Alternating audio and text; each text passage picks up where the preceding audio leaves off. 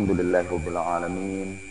Alhamdulillahilladzi anzala ala abdihil kitaba wa lam yaj'al lahu 'iwajan qayyiman liyunzira ba'san shadidan min ladunhu wa yubashshirul mu'minina alladhina ya'maluna as-salihat bi anna lahum ajran hasana maqithina fihi abada. Allahumma shalli ala Muhammadin wa ali Muhammad. Hari ini kita akan melanjutkan pembicaraan tentang surat Al-Baqarah ayat yang pertama, yaitu Alif Lam Mim. Kemarin kita sudah menjelaskan sedikit tentang makna Alif Lam Mim dan sedikit perdebatan tentang sikap kita ketika menghadapi huruf muqatta'ah. Apakah alif lam mim itu sesuatu yang tidak bisa kita pahami? Salah satu di antara rahasia Allah di dalam Al-Quran, sehingga kalau kita ketemu huruf-huruf muqatta'ah seperti itu, kita berkata hanya Allah yang mengetahuinya. Ataukah kita memilih sikap bahwa alif lam mim itu sebagaimana juga ayat-ayat yang lain di dalam Al-Quran menuntut kita untuk memahaminya, untuk merenungkan maknanya, sehingga ketika kita ketemu huruf muqatta'ah, kita dengan tidak begitu saja menafikannya, tapi mencoba memahaminya. Memang di kalangan ahli tafsir terjadi perdebatan yang seru antara orang yang menganggap alif lam mim itu tidak usah dipahami, biarkan saja. Dan ada sekelompok orang lagi yang mengatakan kita harus berusaha memahami alif lam mim itu. Kita akan mulai dari pendapat orang yang menganggap alif lam mim itu adalah rahasia Allah Subhanahu wa ta'ala.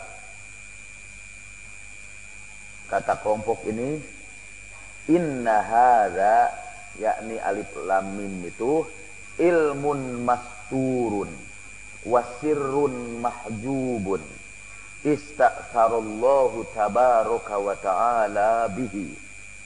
Ini adalah ilmu yang tersembunyi, rahasia yang terhijab, yang Allah khususkan ilmu itu hanya untuk dirinya saja.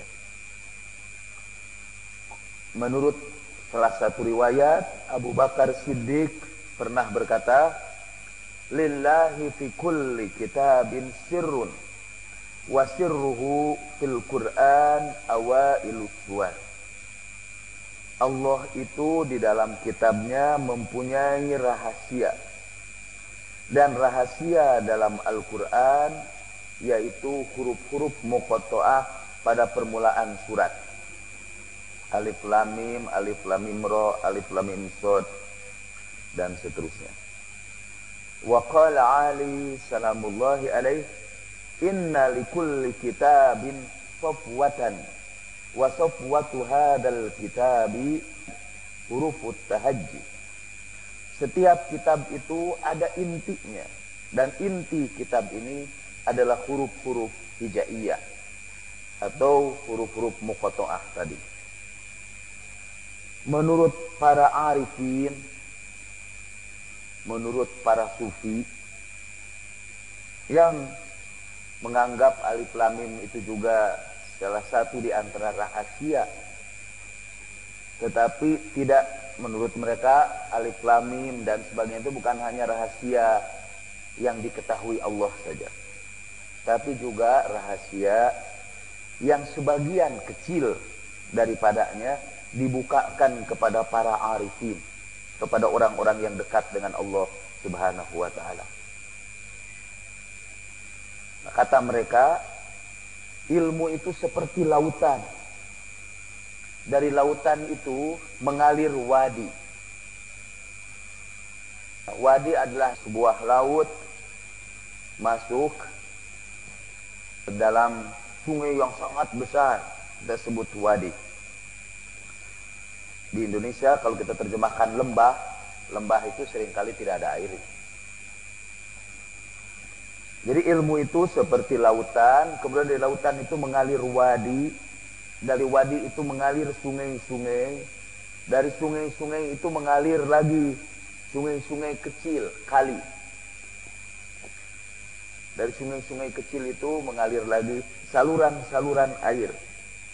Dalam bahasa Arab disebut sungai besar itu nahar. Bentuk jamaknya anhar. Tajri min tahtihal anhar. Sungai kecil disebut jadwal. Dalam bahasa Indonesia jadwal itu daftar atau schedule penerbangan. Dari jadwal itu mengalir saqiyah, saluran-saluran air. Pipa-pipa yang masuk ke rumah-rumah itu disebut saqiyah. Nah, ilmu itu seperti itu. Falau ajra ila jadwal dzalikal wadi, sekiranya dari wadi itu mengalir langsung air itu kepada jadwal, tidak kepada wadi dulu, tidak kepada nahar dulu, langsung kepada jadwal, la gharaqahu wa afsadahu, pastilah akan binasa, habis semuanya. Walau sala al-bahru ila al-wadi la afsadah, kalau seluruh lautan itu tumplek, tidak mengalir sebagian kepada wadi, wadi itu juga akan lenyap. Inilah yang dimaksud dengan firman Allah Ta'ala, anzala minas sama'i ma'an fasalat awdiyatan biqadariha. Allah turunkan dari langit air, kemudian Allah alirkan dari air itu kepada lembah-lembah, kepada wadi-wadi sesuai dengan kadarnya. Nah, lautan ilmu ada pada Allah Subhanahu wa Ta'ala. Rasul adalah wadi dari ilmu Allah. Kemudian para ulama adalah sungainya dari ilmu Allah. Dan kemudian para ulama memberikan kepada umum jadwal. Sungai-sungai kecil sesuai dengan kemampuan mereka. Kemudian orang-orang umum itu menyampaikan lagi kepada keluarganya sesuai dengan kemampuan mereka. Nah, sekiranya ilmu Allah Subhanahu wa Ta'ala lautan ilmu, tapi lautannya yang tidak terbatas, yang digambarkan oleh para malaikat, subhanaka la ilma lana illa ma 'allamtana innaka antal alimul hakim. Allah adalah lautan ilmu yang tidak terbatas. Manusia yang berilmu juga kadang-kadang disebut sebagai lautan ilmu, tapi lautan ilmu yang sangat terbatas. Dan dibandingkan dengan ilmu Allah, lautan itu hanyalah setetes air.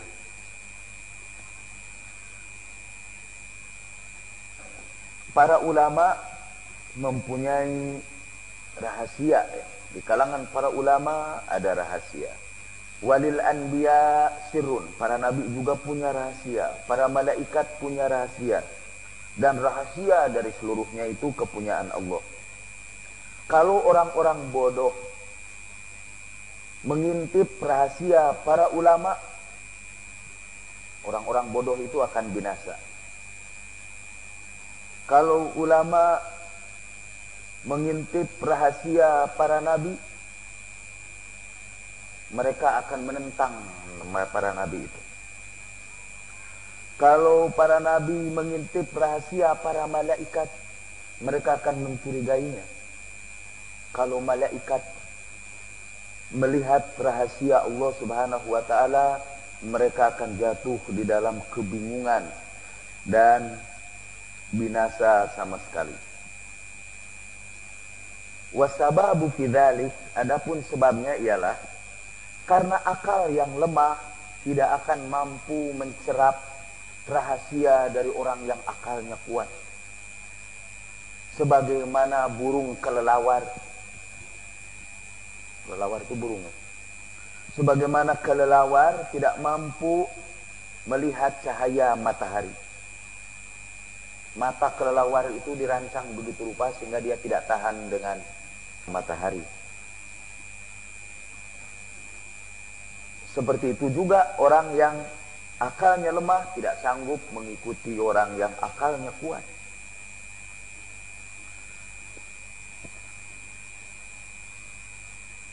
Kalau akal Nabi itu diperkuat oleh Allah Subhanahu wa taala, dia akan mampu mencerap rahasia-rahasia kenabian. Kalau para ulama diperkuat akalnya, mereka akan mampu memahami rahasia yang tidak dipahami oleh orang-orang awam. Ulama-ulama batin, orang-orang arif, dari pengalaman ruhaniyahnya sampai kepada sesuatu yang sulit untuk dipahami oleh ulama-ulama zahir. Dan kata mereka alif lam mim juga termasuk rahasia-rahasia Allah yang dialirkan kepada setiap orang sesuai dengan kemampuannya. Orang-orang awam ketika melihat alif lam mim sampai kepada satu kemampuan, yaitu hanya Allah yang tahu artinya. Para ulama memahami sebagian kecil dari rahasia alif lam mim itu. Lebih besar lagi para aulia, dan paling besar dari semuanya itu adalah Rasulullah sallallahu alaihi wasallam, para anbiya, para rasul atau al-ma'sumin. Jadi itu menurut mazhab yang pertama, alif lam mim itu adalah rahasia Allah yang paling-paling diberikan sedikit saja dari rahasia itu kepada sebagian dari hamba-hambanya.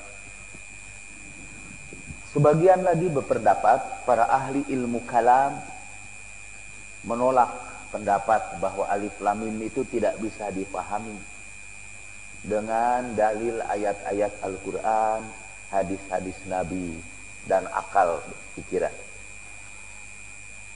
Ada 14 ayat yang dijadikan dalil untuk menunjukkan bahwa alif lam mim itu bisa kita pahami.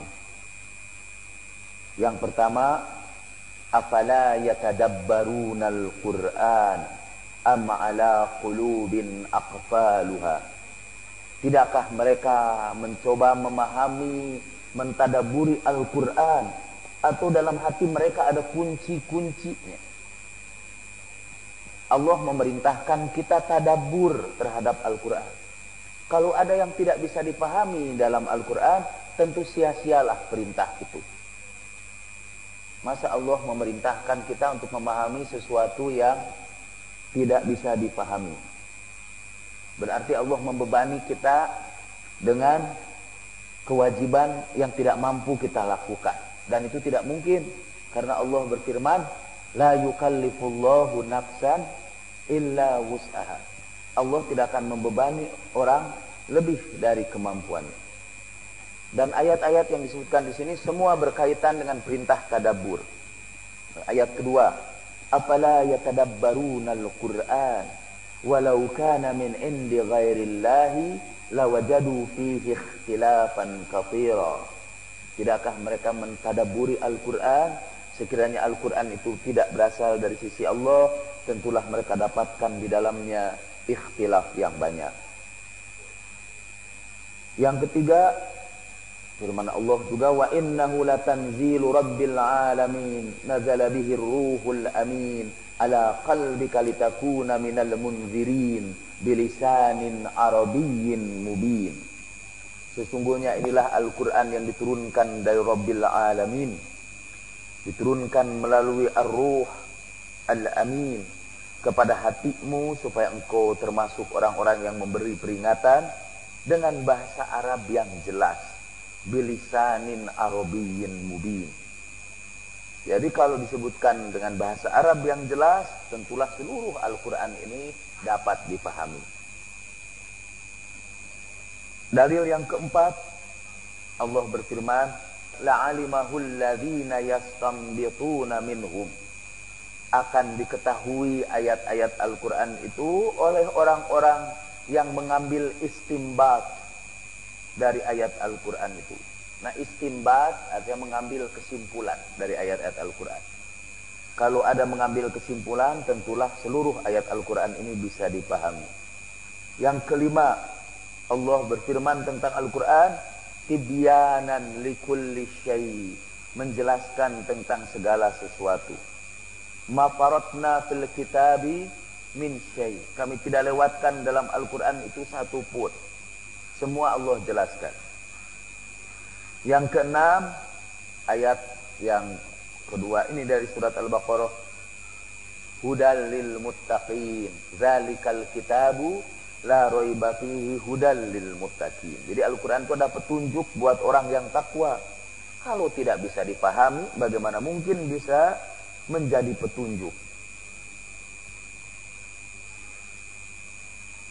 Dan seterusnya, kita tidak akan bacakan ini seluruh ayat-ayat ini, tapi pada pokoknya menurut kelompok ini tidak mungkin ada ayat-ayat Al-Quran yang tidak bisa dipahami, yang hanya merupakan rahasia Allah saja. Karena banyak ayat yang menunjukkan perintah untuk mentadaburi Al-Quran. Apa artinya perintah itu kalau ada beberapa hal yang tidak bisa kita pahami? Dalil-dalil ini yang 14 itu, mungkin nanti Anda akan temukan dalil-dalil itu pada tafsir Quran saya yang tidak tahu pada orde apa tafsir itu akan lahir. Tapi untuk sementara ini 14 ayat itu juga seringkali digunakan sebagai dalil untuk menunjukkan bahwa setiap orang boleh memahami Al-Quran. Tidak hanya ulama, kita juga semua. Tidak hanya yang pernah mempelajari ilmu tafsir, tidak hanya yang bisa bahasa Arab, tidak hanya orang yang pernah pesantren. Kita semua bisa menafsirkan Al-Quran. Alasannya ayat-ayat yang sama tadi. Kalau Al-Quran menyuruh kita mentadaburi Al-Quran, apakah perintah itu hanya khusus kepada para ulama? Tentu saja kepada kita semua. Itu kata mereka. Jadi ayat 14 ayat ini tidak saya kemukakan seluruhnya, karena akan mempersenjatai Anda untuk menafsirkan Al-Quran sendiri-sendiri. Tanpa ilmu,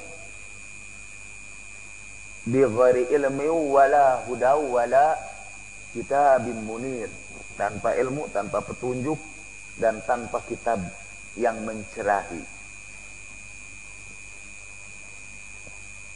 Tapi kalau Anda memilih aliran itu, Anda boleh fotokopi sesudah ini dalil-dalil itu. Kemudian dalil-dalil dari sunnah. Nabi SAW bersabda, inni taraktu fikum man intamasaktum bihima lan tadillu abada. Aku tinggalkan kepadamu dua hal yang kalau kamu pegang teguh tidak akan sesat selama-lamanya. Yang satu itu adalah kitabullah. Kalau kitabullah itu ada yang tidak bisa dipahami, yang ghair maklum, untuk apa perintah berpegang teguh kepada Al-Quran? Masa kita berpegang teguh kepada sesuatu yang tidak kita pahami? Sayyidina Ali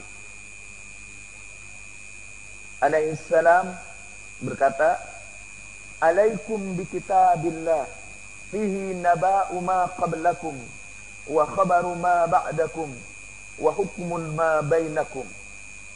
Hendaklah kamu berpegang kepada kitabullah. Di situ ada berita sebelum kamu dan ada berita tentang umat sesudah kamu, dan menjadi hukum yang memutuskan di antara kamu. Nah, tentu perintah-perintah ini tidak bisa kita jalankan kalau ada yang ghair maklum. Adapun dari segi akal, kata dalil-dalilnya ialah la annahu law warada syai'un la sabila ila al-ilmi bihi la kanat al-mukhatabah fihi tajri majra mukhatab al-arabi bil lughat al-jinziyyah. Sekiranya di dalam Al-Qur'an itu ada beberapa ayat yang tidak bisa dipahami oleh orang-orang Arab atau orang yang mengerti bahasa Arab, itu sama saja Al-Quran itu turun dengan bahasa asing, bahasa Afrika, dan itu tidak mungkin buat Allah Subhanahu wa ta'ala. Dan untuk tujuan apa kata Al-Quran diturunkan? Tujuan komunikasi Tuhan itu apa dengan Al-Quran itu? Setiap orang yang berkomunikasi, setiap orang yang melakukan mukhatabah, maka dia maksudkan dengan komunikasinya itu menimbulkan pengertian, understanding, supaya orang paham. Dalam bahasa Arab menimbulkan pengertian itu disebut ifham. Kalau ingin memahami disebut istifham. Kalau seorang itu berkomunikasi tidak menimbulkan pengertian, maka komunikasi dia sia-sia. Wa innahu la yaliqu bil hakim, dan itu sangat tidak layak dinisbahkan kepada Allah Ta'ala yang maha bijaksana. Yang ketiga, dalil akal yang ketiga, dalam Al-Quran, Al-Quran menantang orang-orang untuk meniru Al-Quran. Sedangkan kalau Al-Quran itu tidak bisa dipahami, maka tantangan itu kalau tidak ada artinya. Walaupun dalil-dalil yang kita sebutkan ini masih bisa kita bantah. Misalnya, tidak semua orang berkomunikasi agar orang lain paham. Tidak. Komunikasi tidak hanya untuk menyampaikan pengertian. Tahu betul karena saya sarjana komunikasi. Kadang-kadang orang berkomunikasi hanya untuk melepaskan unek-unek saja. Orang ngerti atau tidak, nggak jadi soal. Tapi dia sudah melepaskan. Tidak selalu komunikasi itu menyampaikan informasi. Kadang-kadang hanya untuk menyembuhkan derita batin saja. Dan betapa banyaknya itu para ulama yang menyampaikan sesuatu dan tidak dipahami oleh orang lain itu. Orang-orang yang pagi hari terbangun dari tidurnya, kemudian cerita sama tetangganya tentang mimpinya, itu bukan karena dia ingin menyampaikan informasi atau membuat orang lain memahami mimpi itu. Tidak. Gatal aja kalau tidak disampaikan itu mimpi. Hanya untuk meledakkan perasaan saja. Orang-orang Sunda yang menegur tetangganya yang lewat di rumahnya, "Ya, badai angkat ke mana?" Lalu orang itu menjawab, "Kapayun." Itu sebetulnya tidak bermaksud untuk menanyakan informasi, untuk membuat orang paham. Itu hanya untuk membina hubungan sosial saja. Sebab kalau dimaksudkan supaya orang lain paham, mau kemana? Lalu dia menjawab, ke depan. Itu sama sekali ke depan itu tidak jelas. Dan kalau kita memang ingin memahami itu, mestinya tanya lagi, ke depannya kemana? Harus jelas. Tapi tidak, kita puas saja. Malah langsung kemudian tidak menanyakan secara terperinci. Karena memang kita tidak bermaksud memahami dia juga. Dan dia pun menyampaikan ke depan itu tidak bermaksud memberitahu. Itu hanya untuk menjalin hubungan sosial saja. Setelah itu juga kita orang-orang Sunda itu berkata, tidak langsung, "Kapayuna kemana?" Tidak. Tapi apa yang dia katakan hampir tidak ada hubungannya dengan itu. "Sinang heula atuh." "Mangga," kata dia. Juga tidak ada hubungannya, ya. Tiba-tiba saja menyuruh singgah. Kalau dia memahami bahwa dia ini sedang pergi ke depan, tentu jangan diganggu, disuruh singgah dulu. Jadi jelas bahwa komunikasi itu dimaksudkan bukan untuk saling memahami, tapi hanya untuk menumbuhkan hubungan sosial yang baik. Allah Subhanahu wa ta'ala juga yang mengajarkan kepada kita cara-cara berkomunikasi. Ar-Rahman 'allamal Qur'an khalaqal insan 'allamahul bayan. Allah lah yang mengajar kepada kita berkomunikasi. Jadi tidak selalu harus komunikasi Tuhan itu harus dapat dipahami satu persatu. Selain itu juga, kalau Allah menyebutkan, menyampaikan sesuatu, tidak berarti bahwa sesuatu itu bisa dipahami oleh semua orang dengan cara yang sama, sesuai dengan akal pikiran mereka. Karena itu Allah menyuruh kita bertadabbur, merenungkan. Sebab ada sesuatu yang baru kita pahami setelah merenungkan, setelah dipikirkan baik-baik, baru kita paham. Lewat proses kata yang disebut refleksi. Dan refleksi itu, tafakur itu, nilainya beda-beda. Tafakurnya orang awam dengan tafakurnya orang yang berilmu beda. Karena itu juga pahalanya beda, sesuai dengan nilai tafakur. Dalam hadis disebutkan, ada yang disebutkan tafakur sa'ah khairun min ibadatis sana. Berpikir sebentar itu sama nilainya dengan ibadah 1 tahun. Tapi ada riwayat lain, tafakur sebentar nilainya sama dengan ibadah 10 tahun. Dalam riwayat lain, tafakur sebentar sama nilainya dengan ibadah alfasana, 1000 tahun.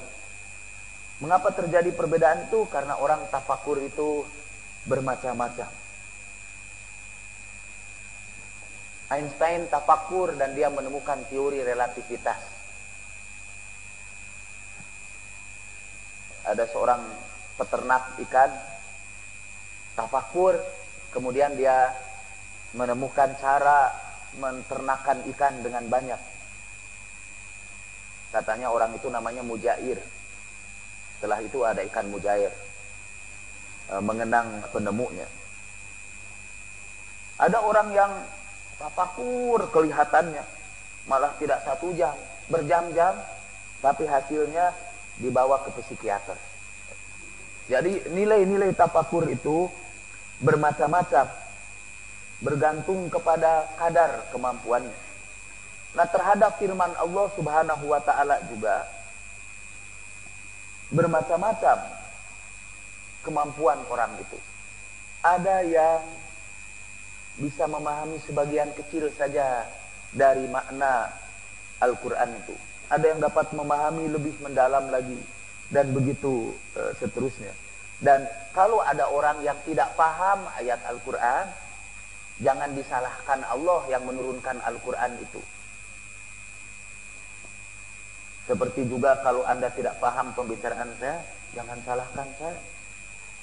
Salahkan pesawat penerima Anda yang sekali lagi berbeda-beda. Ada orang berkata, bingung karena kita ini menghadapi para tokoh reformasi sekarang ini, pembicaraannya macam-macam. Kalau Anda bingung, jangan salahkan tokoh reformasi itu, salahkan Anda. Kenapa bingung? Saya bingung juga. Kemudian orang yang berpendapat kepada bahwa ayat-ayat Al-Quran itu bisa dipahami, termasuk alif lam mim itu, kemudian mencoba menjelaskan, mungkin setelah renungan, setelah refleksi, setelah tafakur. Dan sekarang saya menyusun daftar penjelasan mazhab-mazhab para ulama tentang apa yang dimaksud dengan alif lam mim, berdasarkan renungan mereka, tafakur mereka. Mazhab pertama berpendapat bahwa kata alif lam mim, alif lam ra, alif lam mim shad, atau kaf ha ya ain shad, ha mim, atau Ain Sin Qaf. Itu adalah nama-nama surat. Jadi surat yang kedua itu adalah surat Alif Lam Mim. Karena kata orang Arab sering menamai sesuatu dengan nama-nama huruf hijaiyah itu. Mereka menamai sebuah bukit dengan nama Bukit Qaf, Jabal Qaf. Atau mereka menamai salah satu jenis ikan yang memakan Nabi Yunus alaihissalam. Ikan itu disebut ikan Nun. Mereka sebut Nun. Ada salah satu pimpinan kabilah yang namanya Lam. Misalnya ada salah seorang sahabat yang namanya Harithah bin Lam At-Ta'i. Namanya Lam. Awan disebut Ghaib. Jadi biasa orang-orang Arab menamai sesuatu itu dengan nama-nama huruf. Sekarang ini kalau Anda ke Arab, ke negeri Arab sekarang ini di zaman modern, mereka menamai pesawat penerbang Belanda itu Kaf Lam Mim. KLM, Kaf Lam Mim. Ba Mim Waw itu untuk BMW.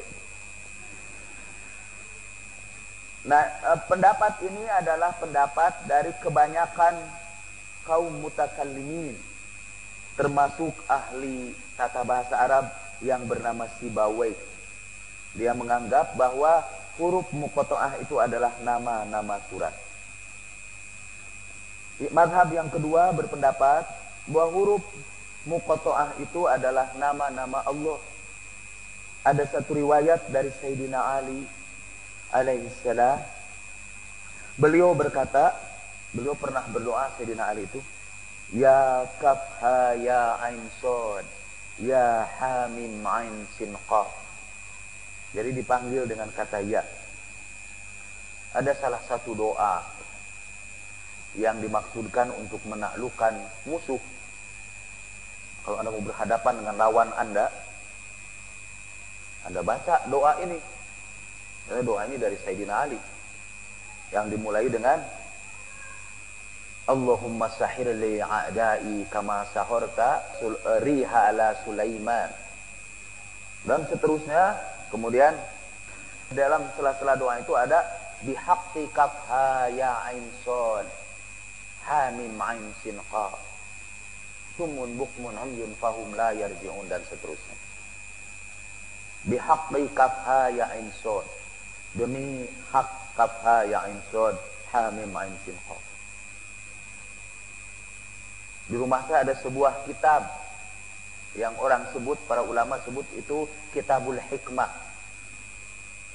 Dan di situ dijelaskan rahasia dari huruf-huruf muqatta'ah itu. Untuk keperluan apa huruf-huruf muqatta'ah itu. Misalnya, tapi ini hanya sekedar misal, jangan diikuti. Qaf, kalau qaf ditulis beberapa kali dengan aturan tertentu di atas kertas, kertasnya disimpan di saku, kita akan memperoleh kekuatan tambahan, kekuatan supranatural. Kalau ada huruf-huruf ain, hamim, ain, sin, qaf itu dari huruf-huruf muqatta'ah, disimpan dalam segi empat yang tertentu dengan susunan yang tertentu. Anda tuliskan di dalam baju Anda menurut kitab itu. Dan kalau saya cerita, jangan menganggap bahwa saya percaya. Boleh jadi juga percaya. Jadi disimpan di baju, ditulis-tulis dengan lingkaran-lingkaran tertentu. Anda pakai baju itu ditembak, mental tuh yang nembak. Anda jadi kebal.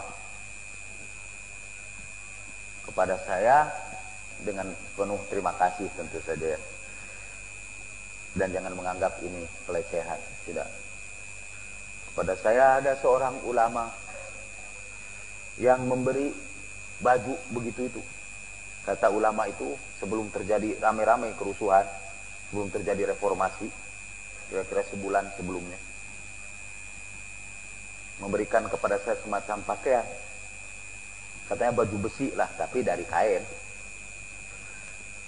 tulisi dengan huruf-huruf muqatta'ah itu, penuh dengan huruf-huruf muqatta'ah.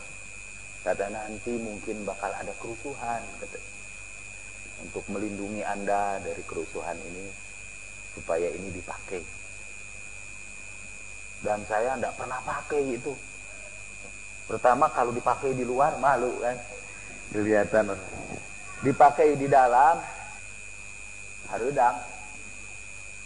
Dan baru saya pakai 1 kali saja. Waktu ke Gasibu. Sekarang saya simpan lagi itu. Kayaknya ulama itu mengambil dari rahasia-rahasia huruf muqatta'ah itu. Kalau Anda yang tertarik untuk mempelajari itu, di rumah saya ada kitab itu. Tidak saya simpan di perpustakaan kitab ini karena kan itu ilmu rahasia. Kalau di perpustakaan nanti jadi tidak rahasia lagi. Tapi orang-orang yang tertarik boleh datang ke rumah saya memfotokopi itu. Jadi itu kata mazhab yang kedua. Katanya huruf muqatta'ah itu adalah asma Allah, nama-nama Allah Ta'ala. Dan ini menurut Al-Fakhr Razi adalah mazhabnya Imam Ali salamullahi alaihi wa karamallahu wajhah. Mazhab yang ketiga, mazhab ketiga itu berpendapat huruf-huruf muqatta'ah ini potongan dari nama Allah secara keseluruhan. Bukan nama Allah tapi potongan. Kalau digabung-gabung nanti akan bentuk nama Allah. Misalnya alif lam ra, Anda bayangkan saja di dalam benak Anda tulisan alif lam ra dengan ha mim, kemudian dengan nun. Nun wal qalamu wa ma yasturun. Alif lam ra, ha mim terus nun. Itu kalau digabungkan menjadi nama Allah Ar-Rahman. Alif lam ra ha mim nun itu kalau digabung menjadi Ar-Rahman. Tapi ini untuk pendapat yang kedua ini, kita tidak bisa menyusun huruf-huruf yang lain jadi nama Allah. Hanya kebetulan hanya itu saja, alif lam ra ha mim dan nun. Kaf ha ya ain shad ha mim ain sin qaf disusun-susun tidak ketemu satupun nama Allah. Hanya satu aja itu, alif lam ra ha mim dan nun. Sebetulnya saya harus menguraikan mazhab itu tanpa mengkritiknya. Yang keempat, mazhab yang keempat bahwa huruf muqatta'ah itu adalah nama-nama Al-Qur'an. Dan itu yang sudah kita bahas minggu yang lalu. Karena selalu Al-Qur'an menyebutkannya, setelah huruf muqatta'ah itu selalu disebutkan itulah Al-Kitab. Alif lam mim zalikal kitabu la raiba fi. Alif lam mim itulah kitab. Jadi alif lam mim itu adalah nama kitab. Alif lam ra tilka ayatul kitabil mubin. Yasin wal Qur'anil hakim. Jadi selalu sesudah huruf muqatta'ah itu disebutkan nama kitab atau nama Al-Qur'an. Jadi katanya huruf muqatta'ah itu menunjukkan nama-nama Al-Quran. Yang kelima, dan yang kelima ini agak panjang, diriwayatkan dari Ibnu Abbas radhiyallahu anhuma bahwa setiap huruf di dalam huruf muqatta'ah itu menunjukkan sifat dari sifat-sifat Allah yang tercermin di dalam asma-Nya. Misalnya dalam alif lam mim, alif itu menunjukkan sifat Allah ahad, awal, akhir, azali, abadi. Dari alif itu kan nama-nama Allah. Qul huwallahu ahad, huwal awwalu wal akhir. Allah juga yang azali, yang abadi. Lam adalah, lam menunjukkan nama Allah Latif, artinya yang maha lembut. Kemudian mim menunjukkan Malik, raja, atau Majid, maha mulia, atau Mannan, maha pemberi. Kaf ha ya ain shad adalah pujian Allah terhadap dirinya. Kaf menunjukkan bahwa Allah itu kafi. Itu semua asma-asma Allah. Kafi artinya yang mencukupi. Salah satu zikir yang harus kita lazimkan kalau kita ingin dicukupkan rezeki, itu kita baca kafi. Ya kafi. Ha adalah nama Allah Hadi, yang memberi petunjuk. Ain adalah nama Allah Alim. Karena dari Ibnu Jarir meriwayatkan dari Ibni Abbas, Kaf itu adalah Kabir, Karim. Ya dari Yujir, artinya yang melindungi. Ain dari Aziz atau Adl. Ada perbedaan di antara beberapa riwayat itu tentang makna Kaf Ha Ya Ain Shad. Tapi satu yang sama, yaitu bahwa semuanya menunjuk kepada sifat-sifat Allah di dalam asma-Nya. Itu menurut mazhab yang ke-5. Yang ke-6, sebagian dari huruf muqatta'ah itu menunjukkan asma'uz zat. Sebagian lagi menunjukkan asma'us sifat. Kata Ibnu Abbas, alif lam mim itu adalah singkatan dari Ana Allahu A'lam. Aku adalah Allah yang maha tahu, yang lebih tahu dari kamu semua.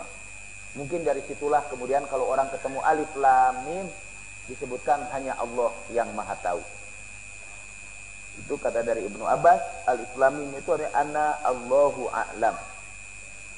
Alif lam mim shad itu artinya Ana Allahu Afsil. Akulah Allah yang memisah-misahkan segala sesuatu. Alif lam ra adalah Ana Allahu Ara. Aku Allah yang melihat kamu. Ini dari riwayat Abu Salih.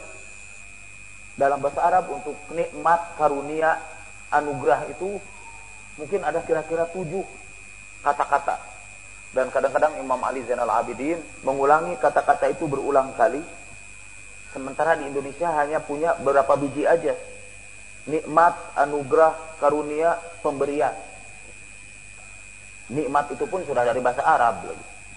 Jadi tinggal karunia, anugerah, pemberian. Itu karena kayaknya bahasa Arab. Nah, seperti alif lam mim ini, ala, lut, majd, itu semua menunjukkan nikmat. Artinya satu.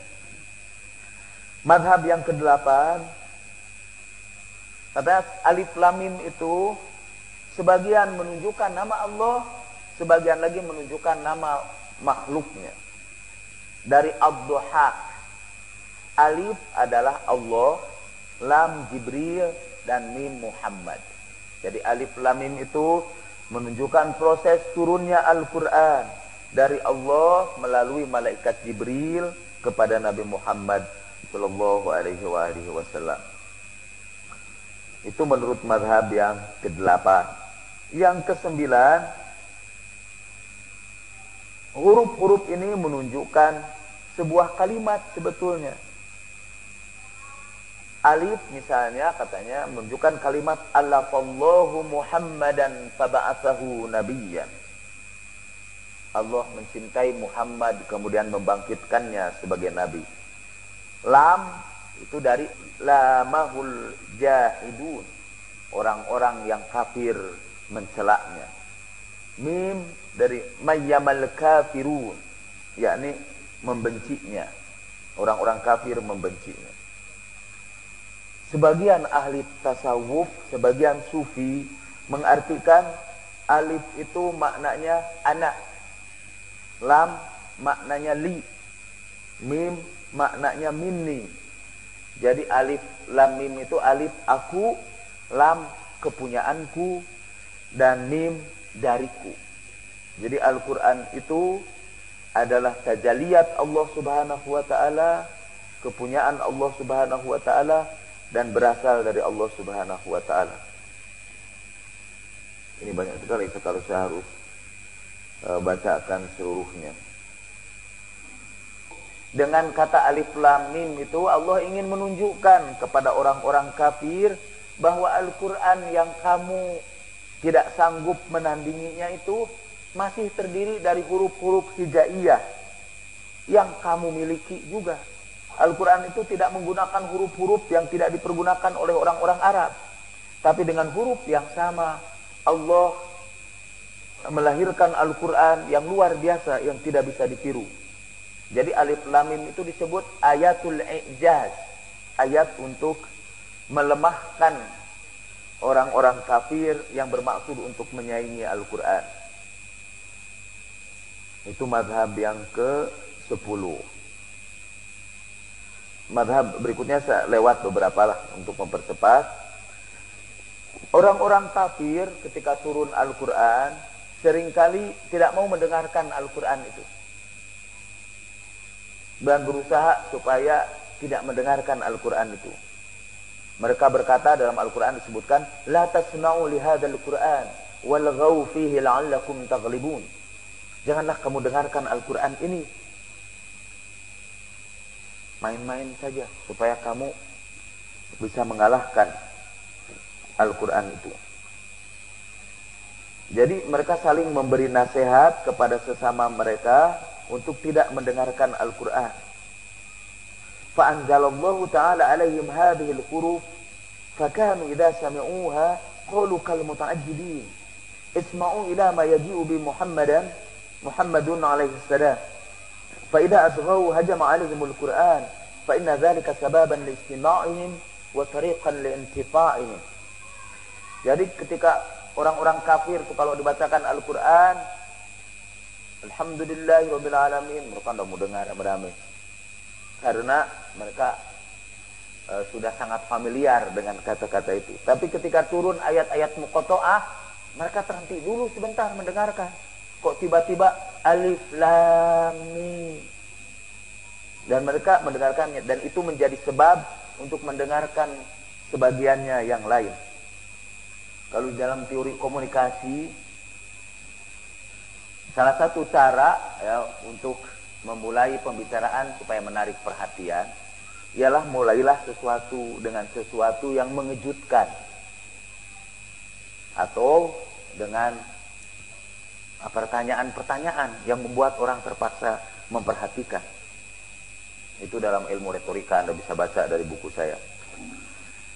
Misalnya Al-Quran juga begitu. Kadang-kadang Al-Quran mulai dengan pertanyaan, Hal ataka hadithul ghashiyah. Pernahkah datang kepadamu berita tentang peristiwa yang menggoncangkan? Bayangkan orang Arab waktu itu mendengarkan Al-Quran, tadinya sudah tidak mau dengar. Tiba-tiba ada suara, Hal ataka hadithul ghashiyah. Pernahkah datang kepadamu berita yang menggemparkan? Mereka tersentak. Sudah itu Tuhan menjelaskan, Wujuhu yawma idzin khashi'ah, amilatun nasibah, tasla naron hamiyah. Wajah-wajah pada hari itu ketakutan.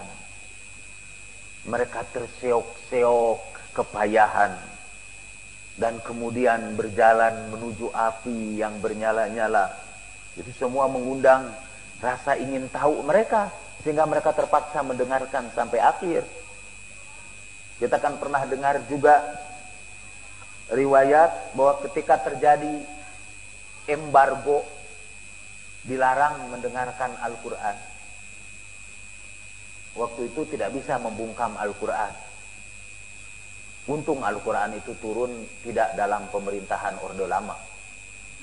Kalau dalam pemerintahan Orde Lama, mungkin setiap yang baca Al-Quran dibungkam, ditutup mulutnya. Zaman jahiliyah waktu itu masih ada kebebasan untuk membaca Al-Quran. Cuma ada kebebasan juga untuk tidak mendengarkan Al-Quran. Jadi mereka tutup.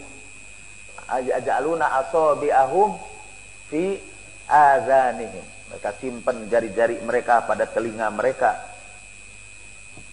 Tapi pernah satu saat ada instruksi khusus dilarang mendengarkan Al-Quran. Dan memang sebetulnya juga dilarang juga orang baca Al-Quran di hadapan orang banyak. Jadi kalau di rumah sendiri-sendiri boleh, tapi di hadapan orang banyak tidak. Nabi Shallallahu Alaihi Wasallam membacanya di rumahnya. Dan seperti kita ketahui, pagi-pagi ketika matahari sudah hampir terbit, mereka terkejut. Ini ada 3 orang kafir yang mengintip bacaan Nabi itu, tertarik dengan bacaan Nabi itu. Pagi-pagi mereka ketemu, malam-malam karena gelap gulita tidak tahu, masing-masing berjalan sendiri-sendiri. Jadi pagi-pagi baru mereka tersentak. Loh, dan yang mendengarkan itu yang melarang orang lain mendengarkan. Jadi ketika berkumpul, mereka baru ribut. Gak benar ini tingkah laku kita, gimana kalau ketahuan sama rakyat? Akhirnya mereka berjanji lah. Tidak, mulai besok jangan seorang pun di antara kita datang. Jadi esok harinya seorang di antara mereka berpikir, kita udah janji nih, pasti yang lain tidak datang, jadi saya saja yang datang. Tapi yang lain berpikir yang sama, sehingga subuh-subuh ketemu lagi itu 3 orang. Dan itu berulang sampai 3 kali. Mengapa begitu mereka tertarik? Ya, karena ungkapan-ungkapan Al-Quran itu tadi memenuhi syarat-syarat sebuah komunikasi. Permulaannya itu dimulai dengan sesuatu yang menyentakkan, menggoncangkan. Banyak ayat Al-Quran yang dimulai dengan pertanyaan. Alam taro kaifa fa'ala rabbuka bi ashabil fil, atau alam nasrah laka sadra, atau ara'aital ladzi yukadzibu biddin. Jadi sebetulnya kita juga bisa, kalau kita pidato sekalian kursus retorika, janganlah mulai pembicaraan kita kecuali kalau ceramahnya ceramah rutin seperti sekarang. Kalau ceramah rutin saya tidak mengikuti lagi itu. Karena sudah datang ke sini hadirin ini untuk memperhatikan. Sudah pada duduk di sini. Semua mata sudah diarahkan kepada saya. Jadi tidak usah lagi mencoba menggunakan gimmick, teknik-teknik menarik perhatian. Tapi kalau kita bicara di hadapan umum, orang-orang masih ribut kesana kemari, mulailah dengan sesuatu yang menarik perhatian. Apa misalnya itu dengan pertanyaan. Tahukah saudara-saudara? Pugu-pugu donanya ada jaya. Itu orang akan terpaksa memperhatikan. Atau dimulai dengan kisah, dengan cerita-cerita. Al-Quran juga sering memulai dengan hal yang seperti itu.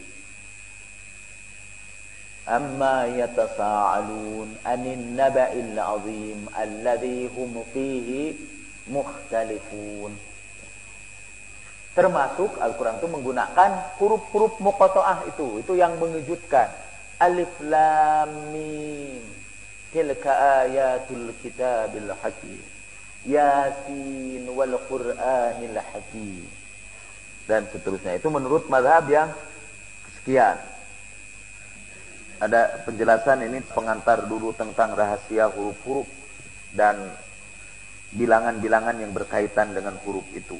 Jadi ini saya lewat aja. Ada juga para ulama arifin, ulama tasawuf yang mengatakan bahwa alif lam mim menunjukkan tahap-tahapan yang harus ditempuh orang ketika ingin mendekati Allah Subhanahu wa taala. Ketika kita ingin mendekati Allah Subhanahu wa taala, kita menempuh 3 tahap.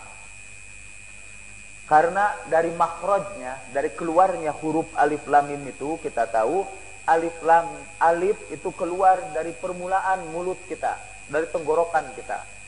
A itu keluar dari permulaan tenggorokan kita. Lam, L itu berada pada ujung lidah kita. Jadi itu tengah-tengah mulut kita. Sedangkan mim itu pada bibir, pada ujung makhraj, pada ujung tempat keluarnya suara. Jadi alif permulaan, lam di tengah-tengah, dan mim itu di ujung. Kata sebagian sufi, alif itu menunjukkan syariat dan lam menunjukkan tarekat, dan mim menunjukkan hakikat. Ada juga yang mengatakan bahwa alif lam mim itu menunjukkan bahwa seorang hamba memulai zikirnya dengan Allah, pertengahan zikirnya dengan Allah, dan puncak zikirnya, ujungnya juga dengan Allah Ta'ala. Fafirru ilallah, larilah kamu semua kepada Allah. Maka yang dimaksud ialah kita lari dari Allah, berjalan dalam Allah, dan menuju Allah. Dari awalnya kita berasal dari Allah, tengah-tengahnya juga kita bersama Allah, dan ujungnya kepada Allah Subhanahu wa Ta'ala. Jadi ketiga-tiganya ini digabungkan dalam seluruh ayat Al-Quran. Jadi ketika Allah berfirman alif lam mim zalikal kitabu la raiba fihi hudal lil muttaqin, pada alif lam mim itulah ada kitab Allah yang tidak ada lagi keraguan di dalamnya, jadi petunjuk buat orang-orang yang takwa. Alif itu petunjuk syariat, lam petunjuk tarekat, dan mim petunjuk tentang hakikat. Perjalanan kita adalah perjalanan alif lam mim, perjalanan dari Allah, bersama Allah, menuju Allah Subhanahu wa Ta'ala. Minallah, billah atau fillah, dan ilallah, menuju Allah Subhanahu wa Ta'ala. Itu sebagian dari makna-makna huruf muqatta'ah atau alif lam mim yang kita bicarakan hari ini. Sebagai catatan-catatan kecil, setelah itu kita akan melanjutkan pembicaraan tentang zalikal kitabu la raiba fihi hudal lil muttaqin. Pertama, kita membenarkan anggapan mazhab yang awal, yaitu bahwa alif lam mim adalah rahasia Allah Subhanahu wa Ta'ala. Tetapi kita juga mengikuti mazhab yang kedua, bahwa walaupun itu rahasia Allah, kita bisa menangkap sebagian dari rahasia itu sesuai dengan kadar tafakur kita. Makin tinggi kadar akal kita, makin banyak rahasia alif lam mim itu yang terungkap bagi kita. Ini juga menunjukkan sebagaimana kata Sayyidina Ali karamallahu wajhah, Al-Quran ini la tashba'u minhul ulama, kata Sayyidina Ali. Tidak akan kenyang-kenyangnya ulama menggali Al-Quran ini.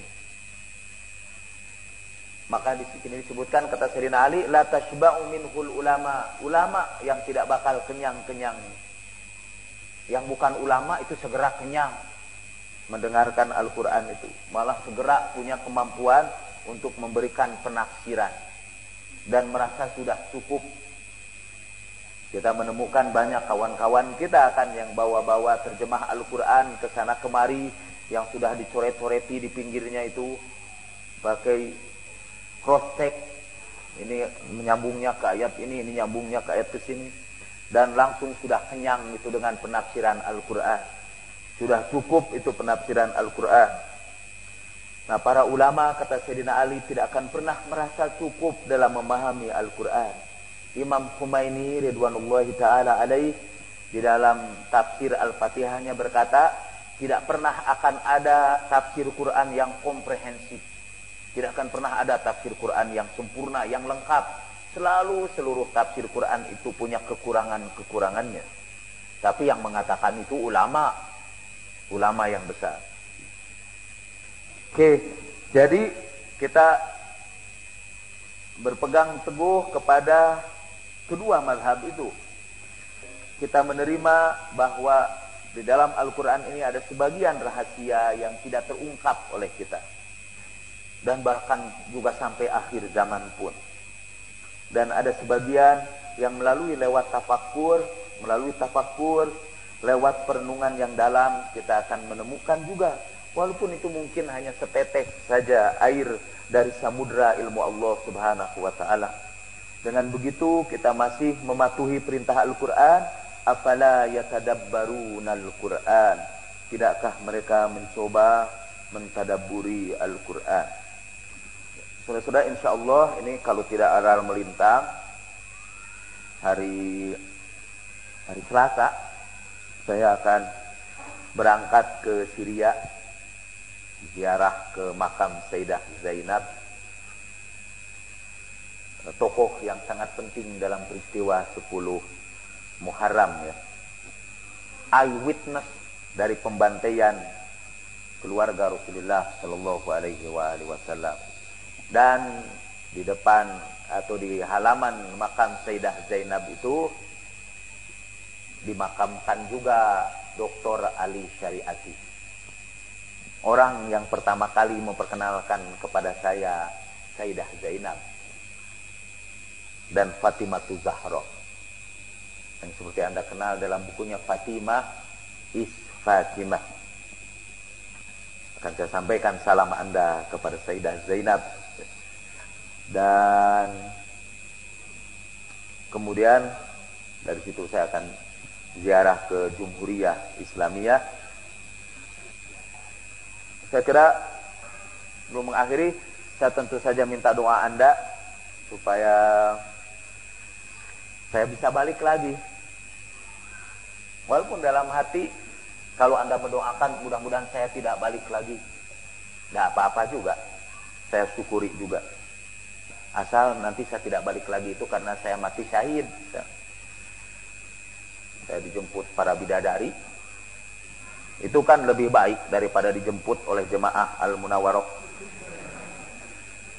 Hampir-hampir saya sebutkan lagi yang sangat tidak disukai istri saya. Karena kalau saya tidak bisa balik lagi karena punya istri lagi di sana, nggak apa-apa juga. Di manakah saya bisa mencari buku pelajaran Qiraat Ahlul Bait? Di perpustakaan Mutahari. Bagaimana sebenarnya hukum mengucapkan amin setelah imam membaca Al-Fatihah menurut mazhab Ahlul Bait? Menurut mazhab Ahlul Bait, mengucapkan amin setelah Al-Fatihah membatalkan sholat.